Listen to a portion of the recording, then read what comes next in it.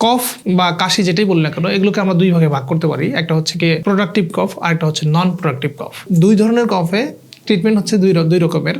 একটার ক্ষেত্রে যদি আরেকটা ব্যবহার করা হয় তাহলে অনেক সময় জটিলতা তৈরি হতে পারে। কাশির সাথে সাথে যদি আপনার মিউকাস বা কফ বের হয়ে আসে এবং সেটার কালার যদি নর্মাল কালার থেকে যদি ডিফারেন্ট হয়, সেক্ষেত্রে এই ধরনের কফকে আমরা বলবো যে প্রোডাক্টিং কফ।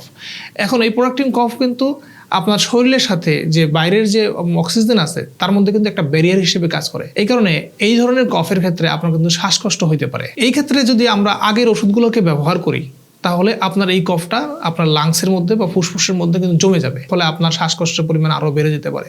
সুতরাং আমাদের এমন ওষুধ ব্যবহার করতে হবে যাতে আমাদের এই যে রাস্তাটা আছে অর্থাৎ শ্বাসতন্ত্রের রাস্তাটা প্রসারিত হয়। এই জন্য আমরা ব্রঙ্কো ডায়ালেটর ব্যবহার করি। বেশিরভাগ ক্ষেত্রে সালবিউটামল ব্যবহার করা হয়, এটা ট্যাবলেট ফর্মে ব্যবহার করা যেতে পারে।